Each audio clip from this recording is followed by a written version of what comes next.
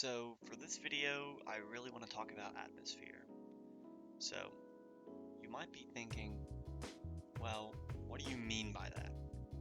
And by that, I really just mean the way games immerse you in its world using a lot of cool techniques. There's music, audio, ambient noise design, and then environmental design. And the way developers use these aspects to create something that's really immersive and cool and enhances your game experience. So I'm not sure if this is going to be a totally coherent video, as I've recorded a couple versions of this and I've done some more improv styled recording for this, of which I'll be keeping a good many snippets in the video. So I'm not sure how it's gonna feel, but I feel like I have an opinion already on how I want to do any future videos I might make. But if you have any opinions about how this one feels, please leave your comments down below on how you might recommend any future videos go. But anyways, I want to make this video about atmosphere. Particularly atmosphere in video games.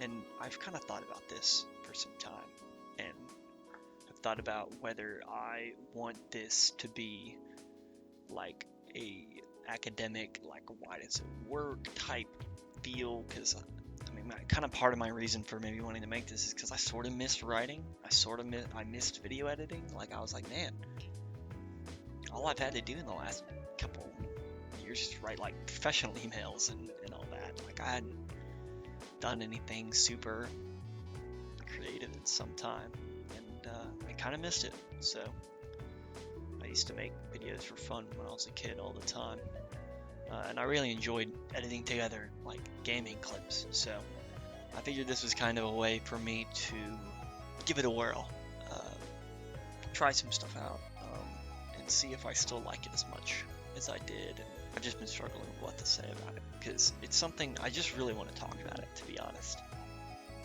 I think the atmosphere is really cool. I think it is the thing that kind of makes a lot of video games work so well for me.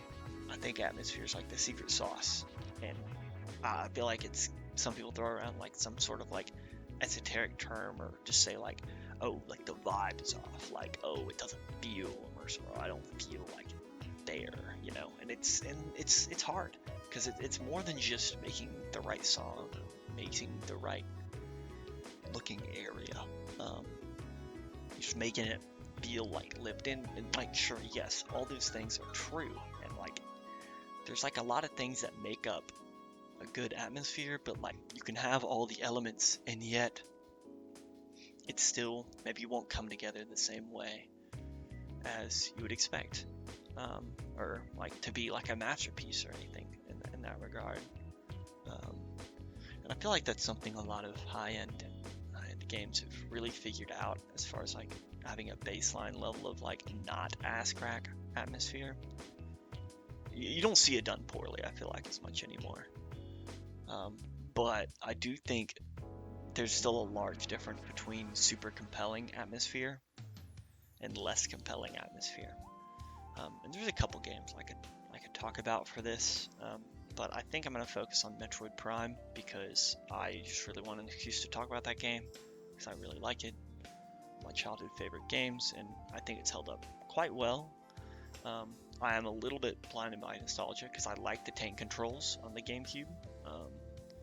That is, I feel like, as a newer player, you probably wouldn't like that, unless, and also I just have maybe more gaming resilience than I should, if that makes any sense. Like, I played Killer 7, and that game is great. Actually, by the way, you should play it if you have not, and you want like something weird and interesting. I guess what I was saying is that the controls are really whack for that game, like super whack. Like, I don't think I've had, honestly, in at least modern, like recent memory for me, like in the last 5 years, I don't think there's a game I've played in the last like since I was like a child, basically, where I struggled with the controls for like a buttons. I'd never had that happen. I mean, it's one thing to miss input or like still be learning like how to be good, but I mean like just moving around and like being comfortable with exploring and moving and doing things and pressing buttons. Like it is a really weird, like it goes beyond tank controls. It's very strange. But like if I can figure that out, and I had a lot of patience for that.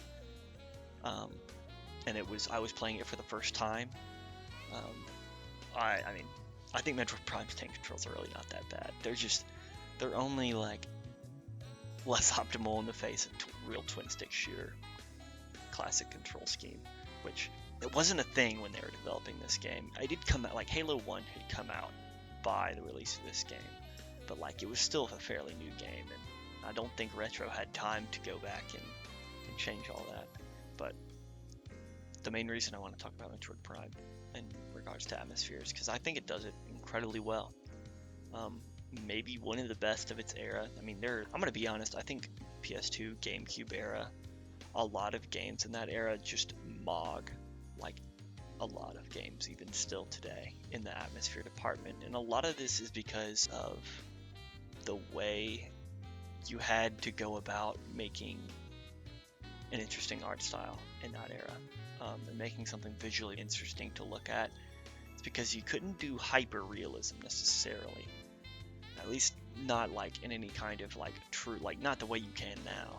So I feel like a lot of devs had to get extra creative to make it feel interesting. Like, I mean, there's a reason people talk about stuff like Silent Hill 2, Shadow of the Colossus. A lot of games from this era, like Metal Gear Solid 2, they all look good, even by modern standards, despite them not being like maybe super realistic in the way that they look, if that makes any sense. And I think that's okay. All this doesn't need to be realistic. And I think that's maybe something today that gets lost with the whole atmosphere thing, is that in the push for realism, we've sort of lost like maybe the sauce, if you will, the secret sauce to making these games really compelling. And I think Metroid Prime embodies a lot of that because of not just what it does in its environment, but the small tiny details that they focused on that at the time people didn't really focus on that kind of stuff. And it's not details like as far as like I can see this grain of grass. That's not atmosphere. What makes good atmosphere is small details that make sense. Like, you want everything in your world to make sense, and more than that, you want to think of things that, like, if you have to kind of immerse yourself in the world that you've created, and ask yourself, like, what would happen when I did this here? Some things like the heat emanating off the charge beam when you fire it in Metroid Prime, like the reflection in the visor when you blast something like close to your face, when you shoot a missile at point blank, the mist from pipes fogging your visor, rain landing on the visor. People were not doing that stuff in 2002 in first-person games. Like, Halo 1 was not doing that. It's the combo of really well done music that fits the feel you're looking for in an area, both as far as like tone, like with the ambient noise and small little details about the world, and then where enemies are. It just makes sense. It's stuff like that I think really helps a game punch above its weight class. It really helps enhance a game's experience. Like, I'll say recently, I played through Dead Space Remake, and I'd played through the original before. It was a long time ago. It was like over 8 years ago. So I didn't have like the biggest memory of the game, and I remember when they announced it, I was a bit confused, because I was like, Dead Space 1 is still pretty good by modern standards, like not just visually, but like it also just plays really well. Like, it's the same thing with like RE4 Remake, in the sense that I think RE4 Remake technically didn't need to happen. I think and maybe this is, I mean, I'm really getting off on the remake I don't want to open the remake can of worms actually, because I could really get into that. But I think a lot of the changes Dead Space Remake made to the original are very, very good. Not only did they very painstakingly recreate a lot of the lighting tricks and things that, like, they didn't just like say, okay, we're gonna put in really nice textures, we're gonna put in modern lighting systems. They made sure to recreate the original angles and lighting sources from the original game, which were really iconic in a couple of rooms. And I think that kind of goes to show a certain point about, I think, creating good atmospheric lighting. I don't think it requires it to necessarily be very realistic, and I think that's something that is definitely lost in some modern games, because a lot of it is just dynamic lighting. I think um, it's important to note, it's somewhat like the whole older movie lighting debate that I've seen a good bit of, where people will talk about how, all these new movies, they're all lit so horribly, everything's so dark, whereas in older movies, you can usually see what's going on, or it's a lot clearer, or like watching something like a movie that's like a modern movie shot, it's supposed to, like, as a scene at nighttime. That's like the biggest difference. People will show like a scene from like Spider-Man 1 or something, like one of the Raimi movies, and then compare it to like a shot nowadays where it's a shot in the dark, and it's just it's super dark, and it's like, well, yes, this last one's more realistic, but there's something to be said about the original. While it isn't realistic, it had its own appeal, and while I don't want to diminish the latter, more realistic like lighting style, because really it is just an artistic choice at the end of the day, I think you can achieve some really immersive environments, even that really works for your scene, even without using lighting, or more specifically by using unrealistic lighting in some cases. I think Dead Space really goes crazy on this and just says, actually, we're just gonna make this like big light come out of this hallway, or out of this crevice in the wall. And I think that kind of stuff really makes a difference in a game like this, in making the environments feel really memorable. There are some shots in this game that are quite iconic, and getting rid of those in favor of more realistic style lighting would be, I think, would have been bad, I think. And I think I will talk about, I know I said I wouldn't get on the remake tangent, but I will mention Demon's Souls remake a little bit here, because I think it is quite relevant, in that I think Demon's Souls remake, beautiful looking game, however, it kind of lacks the atmosphere and feel of the original game. And I think that's a criticism that has been levied against it a good bit. And I think it's very valid, because the original was very dreary, very cloudy, and it sort of fit the aesthetic of, the big fog and the dilapidated world you're sort of exploring in that game. And making it a lot brighter and more colorful, with bright, like, more, like, they didn't just do that and call it a day. It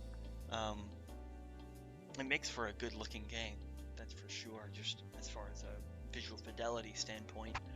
But I think it definitely lost the remake at least lost some of the feeling the original game had. It doesn't quite have the same aura to it. And I think it's important to highlight that as sort of the consequences of maybe not adhering, especially with a remake, to the atmosphere of the original. Again, not saying necessarily, this kind of goes back to the whole movie point, doesn't mean Dead Space remake is inherently bad, but as a remake, it's sort of, it's a different take on it, quite honestly, on the game. from an atmosphere point of view, and it's equally valid as a piece of art, but it's not the same. And I like that Dead Space remake doesn't try to change that, because I think it was honestly one of the greatest things about the original game, on top of its gameplay, in which it also makes a lot of great improvements. But I think Dead Space does its environmental lighting incredibly well, and that's something I think a lot of horror games really have to do super well, I feel like, to a certain extent, to build tension and make, and that combined with the music, really, really impactful. The way light pokes in from random ass fans throughout Dead Space's corridors and maintenance rooms, it is haunting. It feels like things can crawl out of just about every crack in the wall, and they kind of do. And that's what makes the game so incredible. And I think that's also what makes one of my favorite things in the remake, kind of brings the game actually up a notch, is them connecting the world, making it to where there's no elevators. It would be like if, I guess comparing it to Metroid Prime, is if Metroid Prime just in Metroid Prime Remastered, they did a remake, but it was all the same as Remastered, except they connected all the rooms, all the areas, no elevator load times, just seamless transitioning between areas, which that would be a larger undertaking for something like Metroid Prime, but for Dead Space, it just works perfectly, because fast travel and big load screens between stuff when you're just in this one ship, it just makes the ship's interior feel so much more real. And I think that's what's very, very important in a game like that. It just feels like a real ship design from the interior perspective when everything just links up like that. And I think it made backtracking and exploration more interesting, and it also makes, I think, the experience more immersive, because you can take the tram just like the original game, but you don't need to. In fact, the game sort of makes you not do that a couple times, and has you kind of trek in between the areas instead of taking the tram, which I think is really cool. But anyways, Metroid Prime. I haven't even gotten to my point yet. I've been talking for 20 minutes so far, which I doubt most of this is going to make it into the video, but I can probably pick out some bits from this. But I'd say Metroid Prime very notably achieves, I think, its excellent atmosphere because of a couple of things that I'm just going to list out here. The music, its peak. It's perfectly fitting to the areas, and one of my favorite things in soundtracks, and this is not Metroid Prime specifically that does this, there are a lot of games, the Nier games do this really well too, where the soundtrack will dynamically shift based on what section of an area you're in. I think my favorite parts about, I guess, looking at an area like, say, the Chozo Ruins, I think it's a great place to look at for Metroid Prime's atmosphere. When you first enter, you're hit with a more subdued and more eerie version of the bass track for the area. It sort of establishes the tone for the entire area, in that while even the main theme of this area is a more upbeat and themed track, it's a way to kind of remind you where you're at, which is a haunted ruin.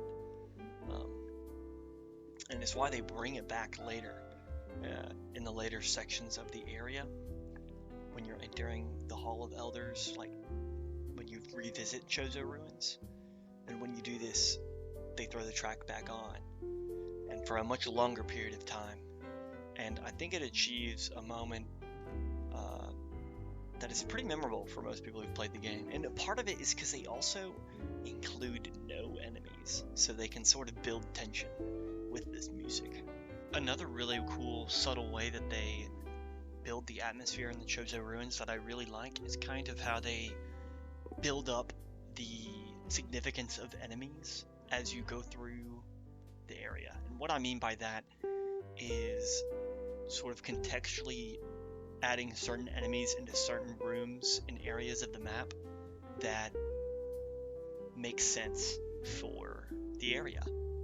When you enter the Chozo Ruins for the very first time, they kind of throw in some fairly standard fare, like natural enemies. So like the beetles that you to this point have fought a good many of in the starter area, Talon Overworld, and then kind of level up to some bigger beetles and a couple of other just like wasps and such, like nature that has reclaimed the ruins. And they kind of hit you with this for the most part. That's kind of their theme of the entire first visit of the Chozo Ruins, is really just seeing how nature has reclaimed the ruins. And it all culminates into the boss at the end of your first visit, which is a big old plant.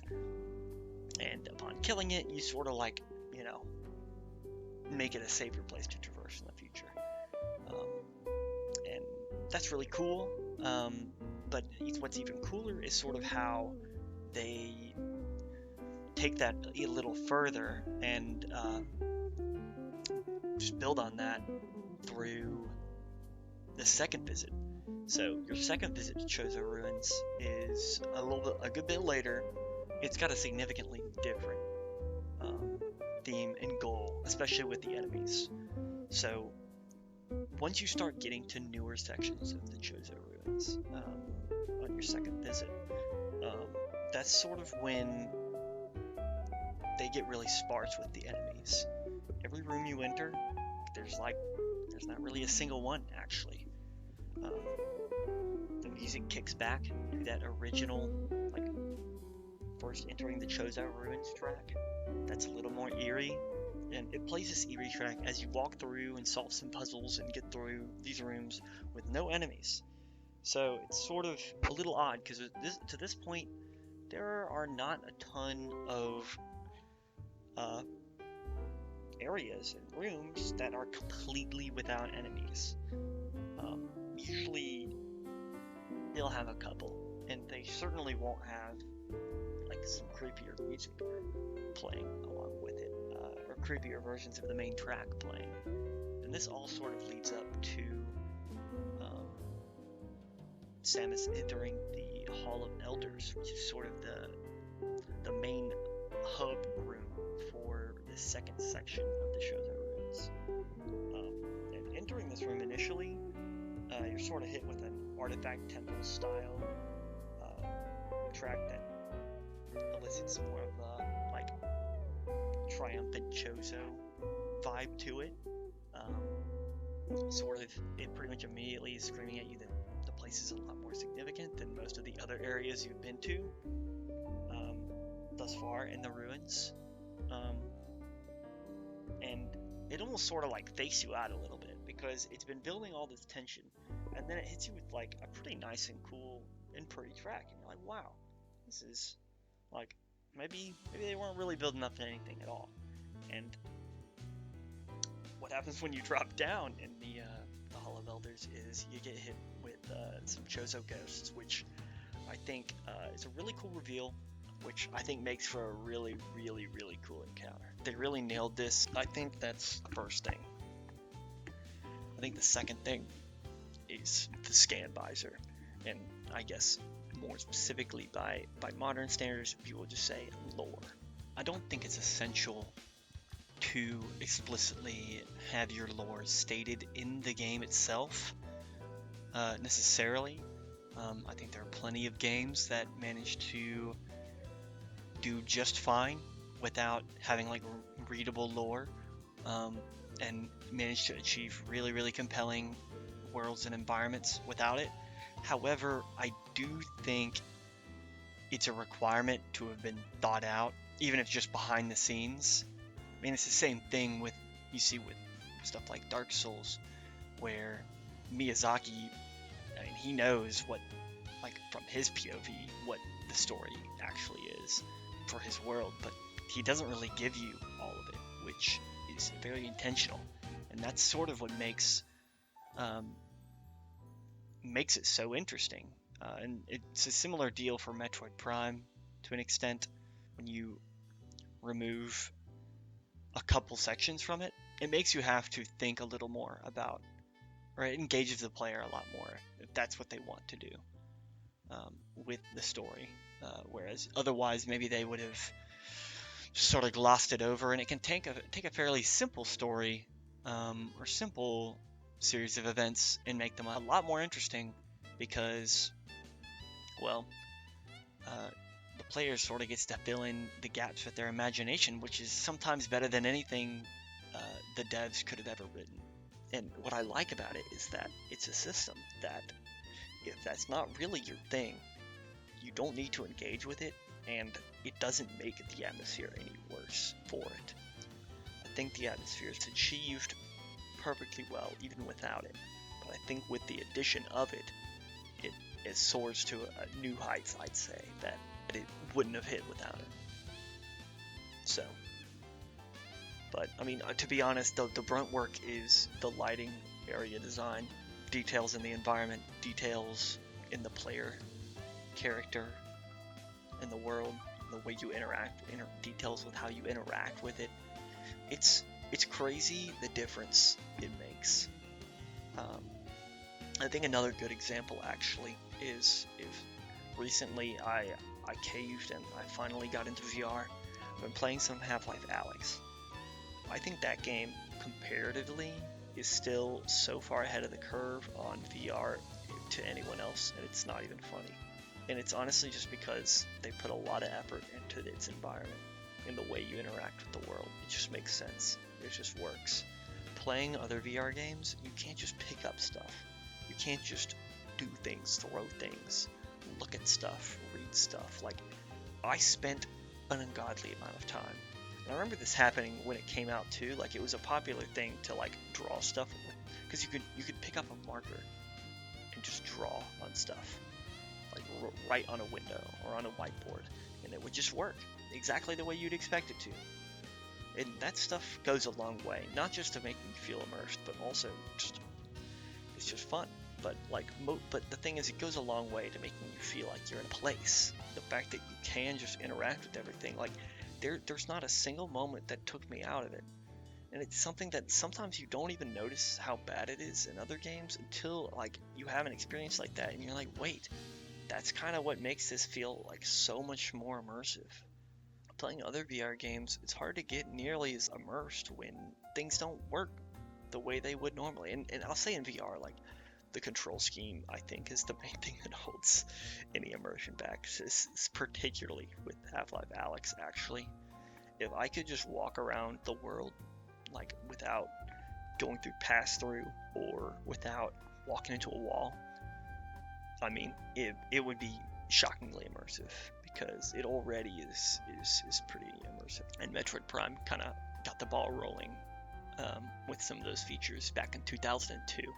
I think Half-Life Alyx is really just an extrapolation of the same philosophy they had with Half-Life 2. I could really talk all day about a bunch of different games that have these features, but I'd be here all day, and I feel like my point, I can make my point a lot more succinctly just talking about one game. Well, that's all I really wanted to talk about regarding Atmosphere, at least for this video. Thanks for watching if you've made it to this point. I'm not really sure if this was totally coherent, but if you have any criticisms or ways I can improve, obviously, please put them down in the comments below. If you enjoyed it as well, I've got a bunch of free time right now, so I'm trying to crank out a couple and see how I like doing this, at least as like a little hobby. So yeah, thanks if you made it to this point. Thanks for watching the whole video. Yeah, I'm hoping to make a couple of more of these using what I've learned from this one, and hopefully those are a little more well put together than this one. But yeah, thanks for making it. I'll see you in the next one.